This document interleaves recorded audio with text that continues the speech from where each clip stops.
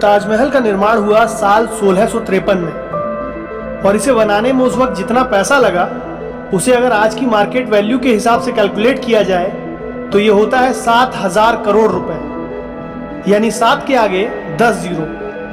सोचने में मदद करने के लिए बता दूं कि हमारे देश की कुल आबादी सिर्फ 150 करोड़ है। इस खूबसूरत सी इमारत के बारे में आम धारणा यही है कि शाहजहां ने अपनी बेगम मुमताज महल की याद में इसे बनवाया और ये इमारत पूरी दुनिया में मोहब्बत की अनूठी मिसाल मानी जाती है। लेकिन अगर मैं ये कहूं कि हकीकत इसके विपरीत है तो आज के इस वीडियो में हम कुछ ऐसी बातें जानेंगे जो ताजमहल के बारे में आपको दोबारा सोचने पर मजबूर कर देंगी। आपको ये तो पता ही होगा कि मुमताज महल शाहजहां की पहली पत्नी नहीं थी। अगर नहीं पता तो कोई बात नहीं, क्योंकि फिर आपको ये भी नहीं पता होगा कि मुमताज की मौत कैसे हुई। चलिए एक एक करके शुरू करते हैं। मुमताज महल का वास्तविक नाम था अर्जुमंद बानो। जब प्रिंस खुर्रम यानी शाहजहां से मुमताज की शादी हुई तब वो सिर्फ 19 साल की थी और शादी के बाद वो तकरीबन 19 साल तक ही जिंदा रही। शादी के बाद के इन 19 सालों में मुमताज ने शाहजहां के कुल 14 बच्चों को जन्म दिया। 19 साल में 14 बच्चे, यानी अगर कुछ साल हटा दें तो मुमताज करीब करीब हर साल एक बच्चे को जन्म दे रही थी।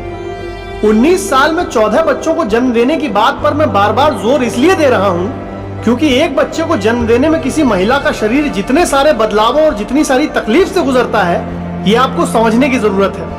ऐसे में 19 सालों में 14 बच्चों को जन्म देना एक बहुत बड़ी बात है। इसके अलावा मुमताज की मौत की कहानी भी काफी हिला देने वाली है। मुमताज की मौत उसके 14वें बच्चे को जन्म देने के दौरान हेमरेज यानी बहुत ज्यादा खून बह जाने के चलते हुई थी। मुमताज मौत से पहले तकरीबन 30 घंटे तक लेबर पेन से जूझती रही थी।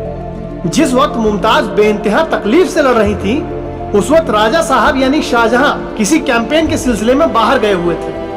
कहते हैं कि शाहजहां और मुमताज की लव मैरिज थी। जिस वक्त दोनों ने एक दूसरे को पसंद किया तब शाहजहां 16 साल के थे और मुमताज 15 साल की थी। दोनों का रिश्ता तो तभी पक्का कर दिया गया था, लेकिन दोनों की शादी 5 साल बाद हुई। अब मजेदार बात यह है कि इस बीच शाहजहां ने एक और विवाह कर लिया था, इसलिए तकनीकी रूप से मुमताज शाहजहां की दूसरी बीवी बन गई। अब सोचने की बात यह है कि ये ऐसी कैसी मोहब्बत थी। शाहजहां और मुमताज की इस प्रेम कहानी पर गिनी चुनी फिल्में बहुत पहले बनाई गई थी। आज बॉलीवुड इस जबरदस्त कहानी पर कोई फिल्म नहीं बनाता। मैंने तो आपको बहुत गिनी चुनी बातें बताई हैं, इस कहानी में और भी बहुत सारा मसाला है। तो फिर इतनी दिलचस्प कहानी पर फिल्में नहीं बनाने की वजह आखिर क्या हो सकती है?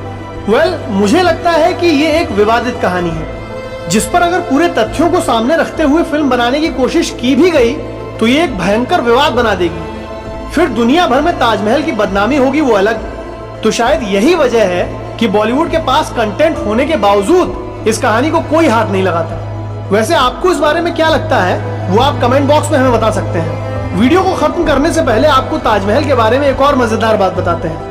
क्या आपको पता है कि जिसे आप ताजमहल का आगे वाला हिस्सा समझते हैं दरअसल वो उसका पिछला हिस्सा है। ताजमहल का अगला हिस्सा यमुना की तरफ वाला हिस्सा है। बात ऐसी थी कि उस दौर में नदियां आज के वक्त के हाईवे की तरह हुआ करती थी। काफी सफर नदियों के द्वारा किया जाता था। जब ताजमहल बना उस वक्त यमुना आज की तरह नहीं थी। इसमें बेहिसाब पानी हुआ करता था और इसमें नावें और जहाज चला करते थे।